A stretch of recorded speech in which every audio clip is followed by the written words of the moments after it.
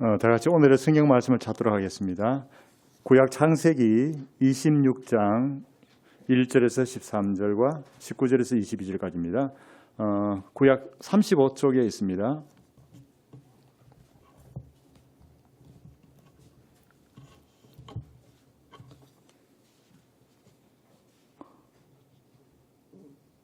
창세기 26장 1절에서 13절 길기 때문에 중간에 생략하고 19절에서 22절 이렇게 읽겠습니다.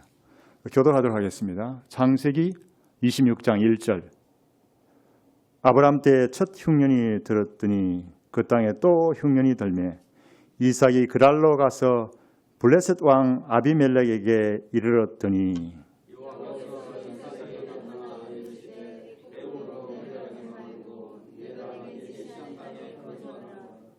이 땅에 거류하면 내가 너와 함께 있어 내게 복을 주고 내가 이 모든 땅을 너와 내 자손에게 주리라.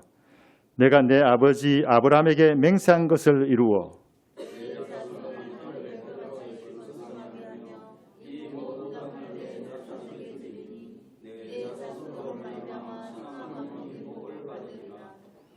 이는 아브라함이 내 말을 순종하고 내 명령과 내 계명과 내 율례와 내 법도를 지켰음이라 하시니라. 그곳 사람들이 그의 아내에 대하여 물으매 그가 말하기를 그는 내 누이라 하였으니 리브가는 보기에 아리따움으로 그곳 백성이 리브가로 말미암아 자기를 죽일까 하여 그는 내 아내라 하기를 두려워함이었더라.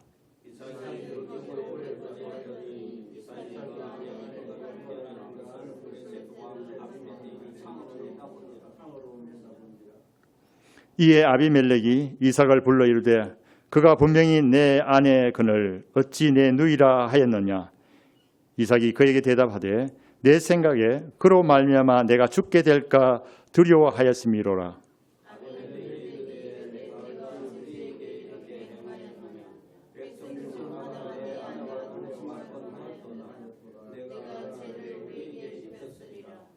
아비멜렉이 이에 모든 백성에게 명하여 이르되 이 사람이나 그의 아내를 범하는 자는 죽이리라 하였더라.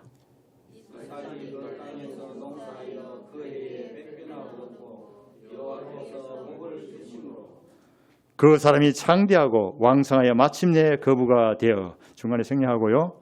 19절부터 22절까지입니다. 19절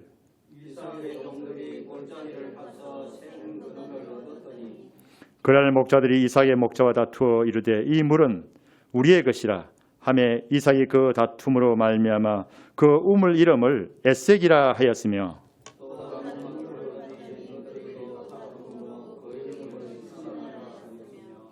이삭이 거기서 옮겨 다른 우물을 팠더니 그들이 다투지 아니하므로 그 이름을 르호봇이라 하여 이르되 이제는 여호와께서 우리를 위하여 넓게 하셨으니 이 땅에서 우리가 번성하리로다 하였더라. 아멘.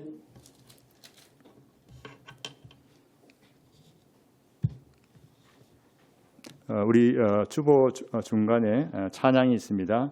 날 구원하신 주 감사 1절과 4절을 하도록 하겠습니다. 날 구원하신 주님 감사 찬양 함께 부르겠습니다.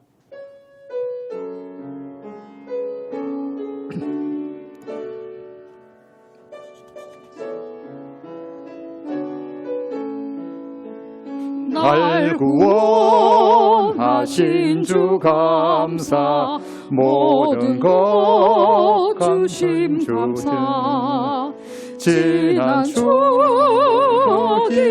감사 주 내 곁에 계시네 향기로운 봄철에 감사 외로운 가을날 감사 사라진 눈물도 감사 나의 영혼 감사해 내게 건강 주신 감사 또한 연약함 감사 빛을 주심도 감사 구름 또한 감사해 땀 흘리는 수고 감사 저녁에 한식 감사 부여도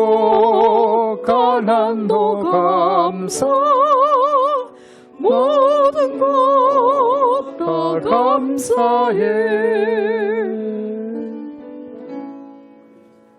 아멘. 아멘.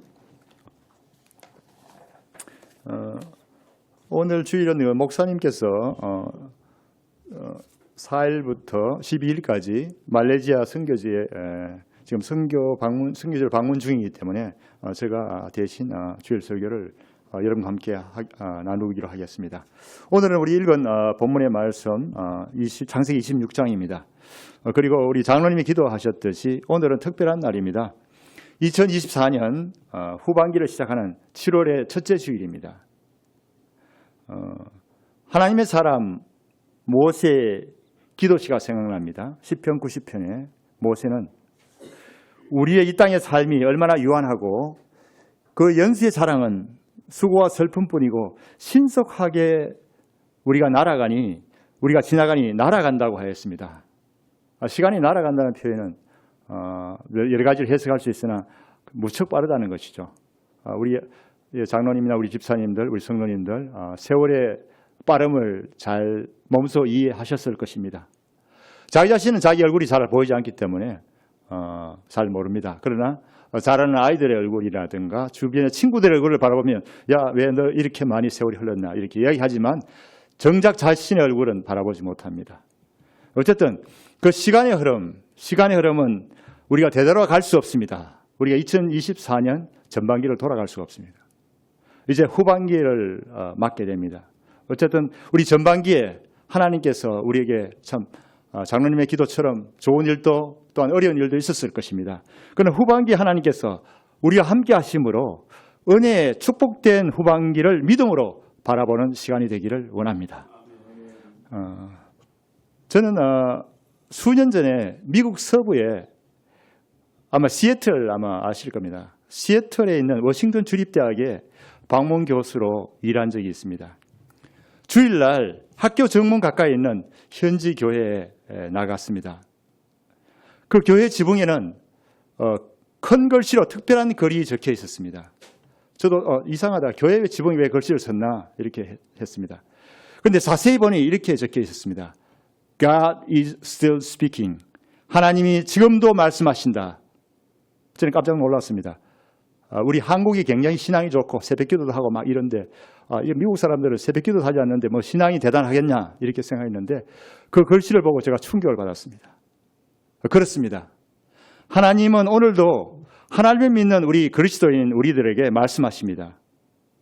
먼저는 기록된 우리 성경 말씀을 통해서 하나님은 말씀하십니다.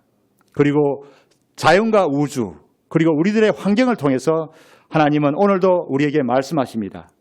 그리고 만나는 믿음의 사람들을 통해서 하나님은 우리에게 말씀하십니다. 하나님이 우리에게 말씀하실 때 우리는 우리의 인생과 생각을 하나님께로 조정할 때가 된 것입니다. 오늘 구약 26장, 창세기 26장을 우리가 읽었습니다. 이 26장은 바로 아브라함의 아들 이삭의 사건을 다루고 있습니다. 아브라함의 아들 이삭의 사건을 통해서 하나님께서 우리에게 말씀하시는 메시지를 듣고 말씀을 통해서 성경 말씀을 통해서 말씀하시는 하나님을 경험하기를 원합니다. 그리고 하나님을 보다 개인적으로 알게 되는 시간이 되기를 소망합니다. 창세기는 우리가 잘 알다시피 50개의 장으로 구성되어 있습니다. 굉장히 두꺼운 책이죠. 이렇게 50장으로 구성되어 있습니다. 근데 중간쯤 25가 중간입니다만 대충 26이니까 중간쯤 이 오늘 읽은 본문이 있습니다. 그죠? 아브라함의 아들 이삭에 대한 하나님의 축복의 장이 여기 들어 있습니다. 그러니까 제가 제목을 축복의 통로 아브라함의 복의 확장이라는 것으로 적었습니다. 이 26장은 아브라함의 아들 이삭에 대한 하나님의 축복이 적혀 있고 이삭이 주인공으로 나오는 유일한 장입니다. 26장이. 여러분 알다시피 일반적으로 한 나라는 그 나라의 주권과 영토 그리고 국민으로 구성되어집니다. 오늘 말씀을 통해서 특별히 하나님의 나라는 영토와 국민 그리고 주권의 복에 의해서 모든 것이 의존된다는 사실을 이 말씀을 통해서 우리는 볼 수가 있습니다. 우리가 읽은 26장 3, 4절 성경을 같이 이렇게 보면 좋겠습니다. 3, 4절 보면 이삭이 하나님의 주권을 인정해서 말씀에 순종해야 했습니다. 그죠? 그리고 그 땅에 머물면서 하나님께서 이삭과 함께 하셨습니다. 그리고 그 땅을 주고 4절에 보니까 그 자손이 번성하게 되고 자손으로 말미암아 천하 만민이 복을 받게 된다고 말씀하셨습니다. 이 약속은 이미 아브라함에게 말씀하신 그 약속과 동일한 것입니다. 일반적으로 우리가 세상의 복은 우리가 자신을 위해서 움켜잡지만 하나님의 복은 복의 통로가 되어서 자신뿐 아니라 모든 사람에게 흘러 넘치게 되는 복을 의미합니다. 오늘 성경은 어떤 의미에서 진정한 복이 무엇인가를 우리에게 알려주고 있습니다. 진정한 복이 무엇인가라는 주제를 다루고 있습니다. 진정한 복은 결론부터 말씀드리면 하나님이 함께 하심의 복입니다. 즉 임마누엘의 복입니다. 본문을 바탕으로 세 가지 메시지를 같이 나누려고 합니다. 첫 번째는 하나님 말씀의 순종으로 흉년 때에 복을 받다. 흉년 때는 바로 어려운 시기입니다. 인생의 흉년과 같은 시기가 있을 것입니다. 두 번째, 우물분쟁과 같은 어려운 시기가 있지만 복의 통로가 되다. 우리 이야기에 나옵니다. 우물분쟁이 일어납니다. 이것을 통해서 어려운 시기지만 복의 통로가 되는 것을 볼 수 있습니다. 세 번째, 어떤 결론과 마찬가지인 소주제입니다. 하나님이 함께 하심이 진정한 복이다. 세 가지 메시지를 같이 나누겠습니다. 첫 번째, 하나님 말씀에 순종으로 흉년 때 복을 받다. 우리 26장 1절을 볼까요? 우리 읽은 이런 말씀을 시작하죠. 아브라함 때 첫 흉년이 들었더니 그 땅에 또 흉년이 들매 이삭이 그랄로 가서 블레셋 왕 아비멜렉에 이르렀더니 이렇게 시작하고 있습니다. 26장이. 아브라함 때 흉년이 세월이 지나서 이삭 때 다시 흉년이 들었습니다. 그래서 이삭은 애굽으로 내려가려고 하였습니다. 그런데 2절에 보니까 여호와께서 이삭에게 나타나 이르시되 애굽 땅으로 가지 말고 내가 내게 지시하는 땅으로 거주하라. 이 부분을 여러분 아마 창세기 읽어본 사람들은 창세기 12장에 아브라함을 처음 부르시는 그 모습 비슷합니다. 내가 내게 지시할 땅으로 가라. 그렇지 않습니까? 즉 하나님은 이삭에게 애굽으로 가지 말고 거기 머물라고 하십니다. 자, 우리는 인생의 길에서 흉년 같은 어려움이 우리들에게 찾아올 때가 있습니다. 그리고 앞서 제가 말씀드린 것처럼 우리 성경 말씀을 통해서 우리에게 하나님은 메시지를 주십니다. 그래서 이 성경 말씀은 옛날 이스라엘 족속의 한 이야기도 되지만 오늘날 우리에게는 이 이야기를 통해서 하나님께서 우리에게 메시지를 주시는 하나의 매체가 됩니다. 미디어가 되는 거죠. 쉽게 이해를 하기 위해서 예를 들겠습니다. 우리 심청이 이야기를 잘합니다. 심청이가 그 장애를 갖고 있죠. 심청이 아버지가 장애를 갖고 있죠. 그 심청이가 자기 몸을 이렇게 팔아서 아버지 눈을 뜨게 하는 그러한 효심을 이야기하는 겁니다. 즉 심청의 이야기는 우리가 재미있게 이야기를 듣고 좀 슬픈 이야기입니다. 그러나 그 이야기가 말해주는 것은 그 이야기 자체가 아니라 효심이라는 것을 전해주는 것입니다. 오늘도 우리가 이삭의 이야기를 읽었습니다. 창세기 말씀이죠. 이삭의 이야기죠. 그냥 우물 파는 이야기죠. 이 이야기가 끝난 것이 아닙니다. 물론 그때 당시 창세기에 이삭의 그 이야기가 되지만 이 이야기를 통해서 하나님은 말씀하십니다. 심청의 이야기를 통해서 효심이라는 메시지를 전하는 것과 마찬가지입니다. 하나님은 오늘도 이 성경의 말씀을 통해서 우리에게 메시지를 전합니다. 하나님은 성경 말씀뿐 아니라 또한 자연과 우리의 환경을 통해서 또 여러 믿음의 형제 자매들을 통해서 우리에게 말씀하십니다. 그럴 때 우리의 마음의 문을 열고 그 메시지를 주의에 들으면 하나님이 우리 각자에게 대한 놀라운 계획과 그 뜻을 알 수 있습니다. 그래서 오늘 이삭의 이야기를 통해서 하나님이 우리에게 뭘 주시는지 그걸 들으면 좋겠습니다. 그래서 우리가 인생길에서 흉년 같은 어려움들이 우리에게 찾아올 때 이가 있습니다. 그럴 때 하나님의 자녀들은 하나님께 기도하며 그분의 음성을 듣기를 하나님은 원하십니다. 이야기가 끝나는 것이 아니죠. 이 이야기로 재밌다 이것이 아니라 그 이야기를 통해서 나에게 하나님은 어떤 메시지를 주시는가, 이것이 중요한 포인트입니다. 우리의 자신적인 계산을, 인간적 계산을 버리고 하나님의 말씀에 하나님의 자녀들이 순종하기를 하나님은 원하십니다.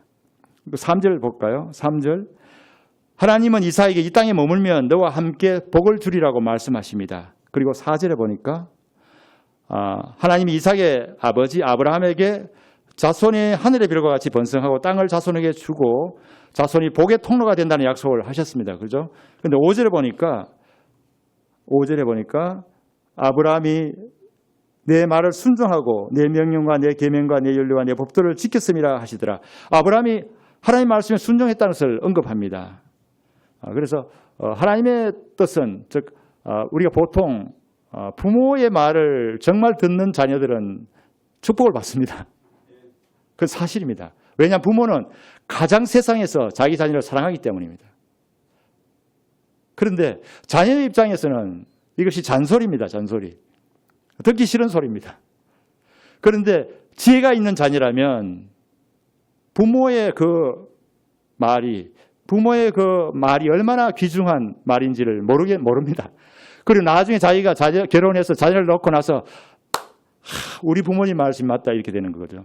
그런데 이러한 인간의 실수가 계속 반복되는 것입니다. 그리고 그 자녀도 또한 그 아버지와 어머니가 이야기하는 걸 듣지 않습니다. 그러다가 또다시 결혼해서 자녀를 낳고 막 이렇게 하다 보면 그래, 우리 아버지 어머니 말이 맞아 이렇게 되는 겁니다. 그래서 어떻게 보면 인생은 똑똑한 것 같지만 굉장히 어리석은 우리들입니다. 그래서 하나님은 이 성경 말씀을 통해서 우리에게 말씀하십니다. 여기에서 우리가 교훈을 배우라는 것이죠. 그렇습니다. 그리고 신약 말씀에서도 요한복음 14장 21절에 나의 계명을 가지고 지키는 자라야 나를 사랑하는 자니, 이 계명들은 우리를 올가매려는 것이 아니라 우리를 너무 사랑하기 때문에 우리에게 주신 것입니다. 나를 사랑하는 자는 내 아버지 사랑을 받을 것이요 또 나도 그를 사랑하여 그에게 나를 나타내리라. 그에게 나를 나타내리라. 어떻게 나타내죠? 바로 하나님이 우리의 영의 음성을 들려주시는 것입니다. 하나님이 우리에게 나타나시는 것입니다. 우리의 삶을 통해서 예수 그리스도로 나타나는 것입니다. 그래서 그런 말씀이 있고요. 6절에 보니까 결국 어떻게 했습니까? 이삭은 자기의 생각을 따라 애굽으로 내려가려는 계획을 접었습니다. 그리고 하나님의 주권을 인정하여 이삭은 말씀을 따라 그랄 땅에 계속 머물렀습니다. 그러나 보이는 현실은 어떻습니까? 가물죠.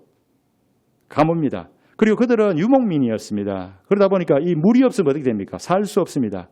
보이는 현실은 아니죠. 가물고 어렵습니다. 그런데 하나님은 그곳에 머물라고 하십니다. 굉장히 갈등이 생기지 않습니까? 우리는 갈등이 생깁니다. 우리가 갈등이 생길 때 하나님은 우리의 믿음을 도전하십니다. 그렇습니다. 이삭은 환경을 바라보았을 때 흉년의 땅에 머물기는 인간적으로 쉽지 않았다. 아마 우리 성도님들도 인생을 살다 보면 어떨 때 갈등이 생겨요. 참 이렇게 하면 좋겠는데 이렇게 좋겠는데 성경 말씀엔 그게 아니야. 또 하나님 기도해 보니까 하나님의 뜻은 아니야. 이렇게 갈등을 할 때가 있습니다. 그것은 우리 항상 경험하는 것이죠. 자, 그다음 7절에 보니까 또 이삭은 그 가뭄뿐 아닙니다. 또 문제가 생깁니다. 7절 볼까요? 7절 보면 흉년뿐 아니라 흉년의 어려움뿐 아니라 이삭은 그랄에 머물러 했기 때문에 아내 리브가 문제가 생겨서 두려움이 생겼습니다. 아마 우리 읽을 때 말씀을 우리가 알게 됐습니다만 이삭은 아내 리브가가 미인이기 때문에 그 땅 사람들이 자신을 죽일 수 있다는 생각에 그 땅에 들어올 때 리브가를 자신의 누이라고 하였습니다. 이것은 그때 당시 사회 문화와 환경이 그래야 했습니다. 오늘날처럼 경찰과 어떤 검사가 있는 것이 아니고 힘센 사람이 이렇게 가져가는 그런 곳이었습니다. 그곳은. 그러니까 굉장히 두렵죠. 왜냐하면 그 주민이 아니잖아요. 원주민이 아니잖아요. 이삭은 거기에 들어온 이방인에 불과합니다. 그러니까 어떻게 될지 모릅니다. 자, 8절 봅시다. 8절. 그러나 이삭이 그 땅에 살다 보니 어느 날 아내 리브가를 아는 것을 블레셋 왕 아비멜렉이 보았습니다. 이삭의 아내의 신분의 속임이 문제가 되었습니다. 그래서 이삭에게 위기가 올 수 있었습니다. 그러나 이 위기 때 하나님이 이 일에 개입하셨습니다. 9절과 10절을 보겠습니다. 그 땅의 왕인 아비멜렉이 리브가가 이삭의 아내인 것을 알았고 아비멜렉 왕이 하나님을 두려워하게 됐습니다. 즉 하나님께서 아비멜렉에게 두려워하는 마음을 주셨습니다. 만약 그렇지 않았다면 이삭을 불러서 너 왜 이렇게 속임을 했냐 하고 처벌할 수도 있겠죠. 왕이니까. 그러나 그렇지 않았습니다. 그래서 11절에 봅시다. 11절에 보니까 아비멜렉 왕이 모든 백성에게 이삭을 건드리지 말라고 명령합니다. 그렇죠? 그리고 이러한 유사한 일들이 창세기 31장 뒤쪽에 나옵니다만 하나님의 사람 야곱의 경우도 나타납니다. 라반이 야곱을 추적하다가 하나님이 밤에 라반의 꿈에 나타나셔가지고 야곱에게 선악간에 야곱에게 손대지 말라고 말씀하신 것을 아마 우리 성도님들 아시고 계실 것입니다. 하나님은 자신의 사람 그리스도인의 우리 하나님의 자녀의 삶을 이끄시고 도우십니다.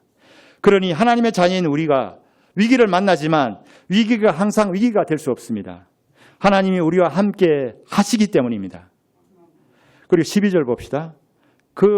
굉장히 가물죠. 흉년이 때입니다. 한번 같이 12절 같이 한번 읽어보겠습니다. 시작. 이삭이 그 땅에서 농사하여 그 해에 100배나 얻었고 여호와께서 복을 주심으로 이렇게 됐습니다. 이삭이 그 땅에 농사하여 그 해는 어떤 해입니까? 바로 흉년의 때입니다. 100배나 얻었다. 우리가 보통 숙보리 할 때 30배, 60배, 100배 할 때 100배나 얻었다는 거죠. 대단한 것이죠. 대단합니다. 그 해 바로 흉년의 때에 하나님의 도우심으로 이거 하나님의 도우심이 있어야 됩니다. 이삭의 농사가 100배 풍년이 됐다는 겁니다. 지금은 우리가 여러 가지 과학이 발달돼서 여러 가지 수로 시설이라든가 저수지가 발달되어 있습니다. 그러나 이전에는 천수답 여러분 아시지 않습니까? 그건 하늘을 바라보고 기도해야 되고 옛날 왕들은 가물며 제사를 지내야 했습니다.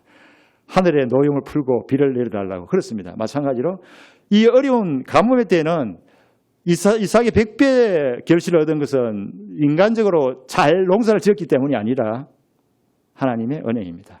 불가능합니다. 그죠? 그렇습니다. 하나님의 은혜인 게 확실합니다. 그 13절 봅시다. 13절 보면 이삭은 창대하고 왕성하여 마침내 하나님의 도우심으로 큰 부자가 되었습니다. 하나님이 함께 하시면 어려운 흉년 때에도 축복의 길이 있습니다. 우리가 흉년 때 우리가 방황할 수 있지만 하나님의 음성을 듣고 하나님의 길을 따라 머물 때 하나님은 우리에게 축복의 길을 주십니다. 두 번째, 우물분쟁 같은 어려운 시기가 있었지만 복의 통로가 되다닙니다. 14절 15절 보겠습니다. 14절 15절 보니까 이삭이 큰 부자가 되었습니다. 그러니까 블레셋 사람들이 시기를 했습니다. 이삭을 시기해서 모든 우물을 메워버렸습니다. 물이 없는 곳에는 누구나 살기 어렵습니다. 특별히 당시 팔레스타인 지역은 물은 생명과 같습니다. 지금도 우리 물이 생명 같지 않습니까? 16절에 한번 볼까요? 16절 한번 읽어보겠습니다. 16절 시작. 아비멜렉 이삭에게 이르되 내가 우리보다 크게 강성하였은즉 우리를 떠나라. 예. 또 아비멜렉이 보니까 너무 광성했잖아요. 그래서 이것을 떠나라고 하면서 이삭을 자신의 지역에서 쫓아버렸습니다. 그래서 이삭은 쫓겨나서 다시 17절에 보니까 그곳을 떠나 그랄 골짜기에 장막을 치고 거기에 거류했다 했습니다. 그래서 이삭은 아비멜렉이 쫓겨나서 그 골짜기로 갔습니다. 18절에 한번 볼까요? 18절에 이삭은 아비멜렉이 아버지 아브라함이 팠던 우물들이 다 막혀 있었습니다. 그 지역 거주민들이 시기해서 다 메워버렸거든요. 막혀진 우물을 복원하고 또 새로운 우물을 팠습니다. 19절 한번 보겠습니다. 19절 한번 읽어봅시다. 시작. 이삭의 종들이 골짜기를 파서 샘 근원을 얻었더니 그렇습니다. 자, 여기서 우리가 자세히 읽어야 할 것은 우물은 두 종류가 있습니다. 첫 번째 우물은 저수조의 우물입니다. 이것은 비가 오면 물을 저장해가지고 그 물을 사용하는 것입니다. 이것은 자원이 한정되어 있죠. 무한히 나오는 것이 아닙니다. 저장을 많이 못하면 그해 쓰기가 힘들 정도입니다. 그렇죠. 두 번째 우물은 생수 우물입니다. 즉 샘의 근원의 우물입니다. 여기 보니까 방금 우리 읽은 것은 샘의 근원을 얻었다는 말은 히브리 말로 마인파임이라는 말인데 계속 솟아나는 것입니다. 계속 솟아나는 것입니다. 보통 그때 당시 그랄 지역은 역사적으로 고고학적으로 보니까 약 200mm 내외의 아주 건조한 땅입니다. 그랄 땅은 건조하기 때문에 우물이 없이 쫓겨나서 어물이 없다는 것은 불가능합니다. 삶 자체가 불가능했습니다. 살기가 어렵다는 것입니다. 그런데 문제는 이 중요한 우물을 팠는데 샘 근원까지 얻었는데 문제가 생겼습니다. 20절 보면 그랄 목자들이 이삭의 종들이 판 우물을 자기들의 우물이라고 주장합니다. 힘으로 뺏는 거죠. 그죠? 이삭이 그 땅에 살려면 이 우물을 지켜야 했습니다. 지켜야 살 수 있습니다. 그래서 20절에 보니까 그랄 목자들이 이삭의 목자와 다투어 이르되 이 물은 우리 것이다 하며 이삭이 그 다툼으로 인해서 그 이름 우물을 에색이라 하였더라. 에색은 다툼이라는 그런 의미를 갖고 있습니다. 그런데 이삭은 할 수 없습니다. 양보했습니다. 그 우물을 양보하고 떠나게 됩니다. 그래서 21절 보겠습니다. 21절 이삭이 다시 옮겨 다른 우물을 팠더니 그들이 21절 또 다른 우물을 팠더니 그들이 또 다툼으로 그 이름을 신나라 하였더라. 자, 21절에 다시 이삭의 종들이 우물을 팠습니다. 여기 우물 이야기가 계속 나오는 것은 왜냐하면 그때 당시 우물이 굉장히 중요하기 때문에 그렇습니다. 우리는 우물이 없으면 수돗물 먹으면 되지 이렇게 이야기하잖아요. 어떤 요즘 애들 그런 이야기 하지 않습니까? 지금 먹을 것이 없다 그러니까 그럼 라면 먹으면 되지 한 똑같은 말입니다. 이게 굉장히 중요합니다. 우물이 너무 중요합니다. 그래서 다시 우물을 팔 수밖에 없습니다. 21절에. 그런데 이 우물에 대해서 또 다툼으로 이삭은 그 우물의 이름을 신나라 했죠. 신나. 신나는 시트, 사탄하고 비슷합니다. 이 원어가.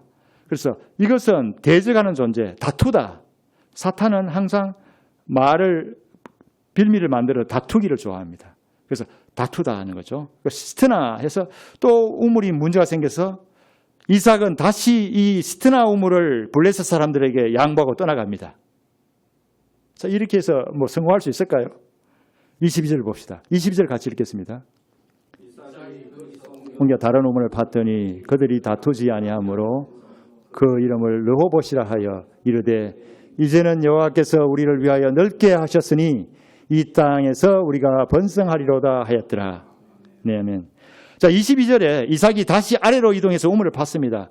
이제는 다투지 않았기에 그 이름을 르호봇, 즉 장소가 넓다는 뜻입니다. 자, 하나님은 이삭의 마음을 계속 보고 계셨습니다. 첫 번째 우물이 뭐였습니까? 에색이었죠. 다투었습니다. 그럼 자기 고집으로 막 이렇게 살기 좋게, 왜냐하면 우물이 중요합니다. 그냥 우물 여러 개 있어서 양보하는 것이 아닙니다. 그러나 양보했습니다. 그 두 번째 우물, 시트나입니다. 정말 중요한 우물입니다. 이거 없으면 양들 다 죽습니다. 자기 가족들도 죽을 수 있어요. 그런데 또 양보했습니다.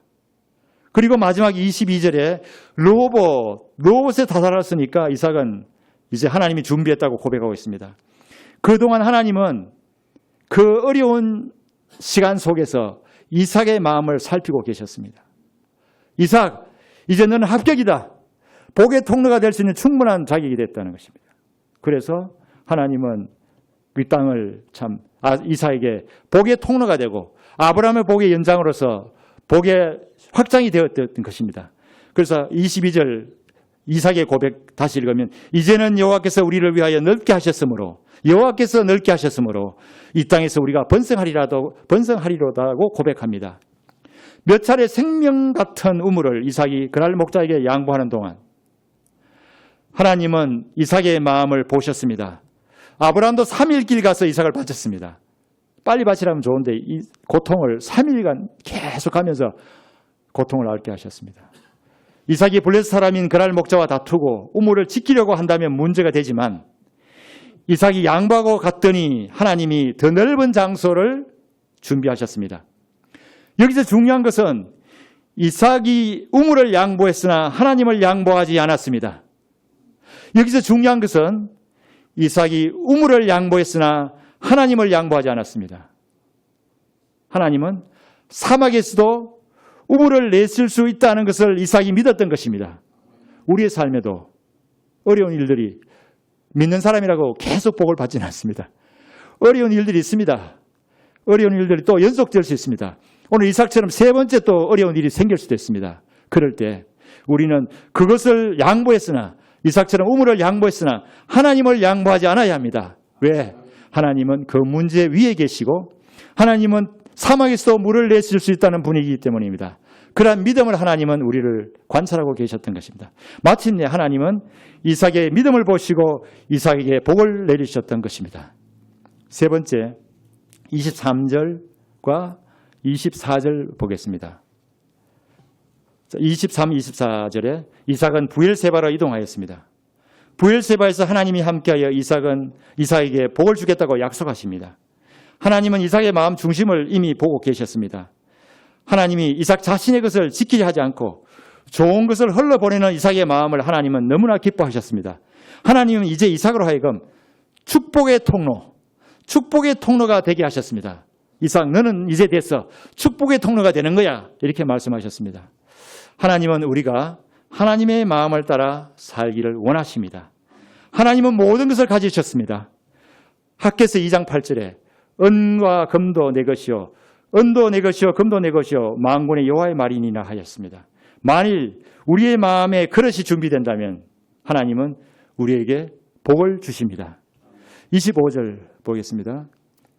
25절 읽겠습니다. 시작. 이삭이 그곳에 제단을 쌓고 여호와의 이름을 부르며 거기에 장막을 쳤더니 이삭의 종들이 거기도 우물을 팠더라. 이삭은 가는 곳마다 제단을 쌓고 하나님을 경배하였습니다. 새로운 장소 부엘세바에서 이삭은 하나님을 경배하고 장막을 치고 이삭의 종들은 또 우물을 팠습니다. 왜 우물을 계속 파냐 이렇게 생각하지 마시고 그때 상황을 생각하면 우물이 없으면 하루도 살 수 없습니다. 여러분 전기 없으면 우리 살 수 있습니까? 살 수 없죠. 하루도 우리가 똑같다고 생각하시면 됩니다. 자, 그리고 하나님을 예배하고 장막을 치고 이삭의 종들이 우물을 팠다고 기록되어 있습니다. 성경에는 자세한 기록이 없지만 다음 구절들을 보면 하나님께서 그곳에서도 이삭에게 우물물을 주신 것을 생각할 수가 있습니다. 26, 28절 보겠습니다. 26, 28절에 보면 그 지역의 왕인 아비멜렉이 직접 이삭을 찾아옵니다. 보통 부탁하는 사람이 찾아가지 않습니까? 그런데 이 왕이 직접 그냥 이방인인 이삭에게 찾아왔습니다. 그리고 하나님이 당신과 함께 하심을 분명히 보았다고 말합니다. 아비멜렉이 자신과 계약을 맺자고 이삭에게 제안을 합니다. 하나님이 함께하여서 이삭이 복받는 것을 이 블레스드 왕 아비멜렉이 다 보았던 것입니다. 29절을 한번 같이 읽겠습니다. 시작. 너는 우리를 해하지 말라. 이는 우리가 너를 범하지 아니하고 선한 일만 내게 행하여 내가 평안히 가게 하였습니다. 이제 너는 여호와께 복을 받을 자니라. 아멘. 자, 29절 읽어보면 아비멜렉도 하나님이 이삭과 함께 하심을 가까이 살면서 확실히 알게 됐습니다. 아, 정말 하나님이 살아계시고 함께 하시구나 이걸 알게 됐습니다. 하나님이 함께 하신다는 것이 얼마나 큰 복인지 모릅니다. 동행이라는 이런 이야기가 있습니다. 하나님을 무척 사랑하는 나이가 지긋한 성도가 주님과 함께 바닷가를 걷는 꿈을 꾸었습니다. 그가 고개를 들어 걸어온 자기 인생의 발자취를 살펴보니 중간중간에 오직 한 사람의 발자국만 나와 있었습니다. 한참 가다가 그가 주님께 물었습니다. 주님, 제가 공경에 처했을 때 주님을 찾았을 때 주님은 어디 계셨습니까? 왜 저와 함께 해주지 않았었습니까? 이렇게 했습니다. 그러자 주님은 저 뒤를 돌아보아라. 저기 한 사람의 발자국만 보이는 곳이 여러 군데 있지 않니? 바로 내가 어려워했을 때 내가 너를 업고 그랬던 곳이란다. 우리 인생의 길에서 슬픔과 고통 속에 빠졌을 때 또 나이가 들어 기력이 약해지고 두려움에 사로잡혀 있을 때 다음과 같은 하나님의 변함없는 약속을 우리가 기억해야 할 것입니다. 이사야 46장 4절에 내가 노년에 이르기까지 내가 거리하겠고 백발이 되기까지 내가 너희를 품을 것이라. 내가 지어선 적 안을 것이요 품을 것이요 구하여 내리라. 하나님의 말씀입니다. 오늘 말씀을 맺도록 하겠습니다. 하나님은 오늘도 기록된 말씀을 통해서 우리에게 필요한 메시지를 말씀하십니다. 하나님이 말씀하실 때 하나님의 자녀인 우리는 우리의 인생과 생각을 하나님께로 조정할 기회입니다. 우리 인생의 여정에서 흉년과 같은 때가 와서 어려울 수도 있습니다. 하나님이 이삭과 같이 순종할 때, 하나님께 이삭과 같이 순종할 때 그 어려운 흉년도 하나님은 피할 길을 내십니다. 우물분쟁과 같은 복잡한 일이 있습니다. 때로는 포기하기 싫은 일이 생길 때도 있습니다. 이삭과 같이 하나님의 음성을 듣고 하나님의 뜻을 따라 순종하며 살아갈 때 하나님은 우리를 복의 통로로 삼으십니다. 또한 오늘 말씀을 통해서 우리 인생에서 진정한 복은 하나님이 함께 하심의 복임을 말씀하십니다. 임마누엘의 복이야말로 가장 진정한 복입니다. 하나님이 함께하는 삶을 살아갈 때 하나님의 사람들은 이 세상의 어려움을